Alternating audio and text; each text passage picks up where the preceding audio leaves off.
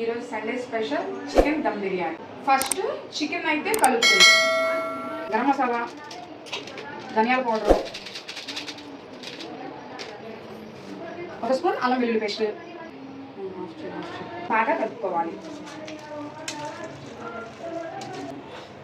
ఇలా బాగా కలుపుకున్నాక ఒక గంట సేపు నానబెట్టాలి.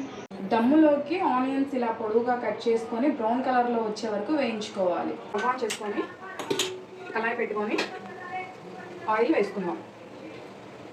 ఇప్పుడు ఆయిల్ బాగా హీట్ ఎక్కింది. ఇందాక మ్యాగ్నేట్ చేసిన చికెన్ అది ఇట్లా వేసుకుందాం.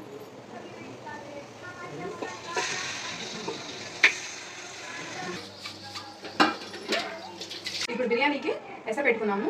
ఈ ఎసరులో పావు దినుసులు మొత్తం వేసుకోవాలి. కొంచెం ఉప్పు.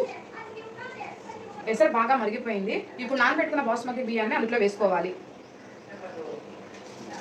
దమ్ అయితే అయిపోయింది. దమ్లో వేసేసుకుందాం.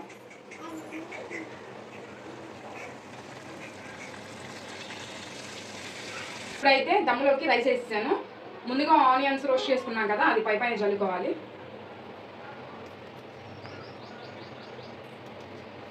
కొంచెం కొత్తిమీర వేసుకోవాలి.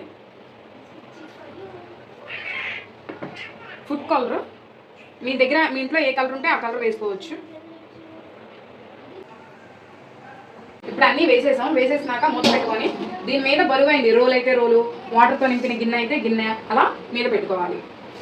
ఇలా పెట్టుకొని 15 నుండి 20 నిమిషాల వరకు ఉడికించుకొని సిమ్లోనే పెట్టుకోవాలి.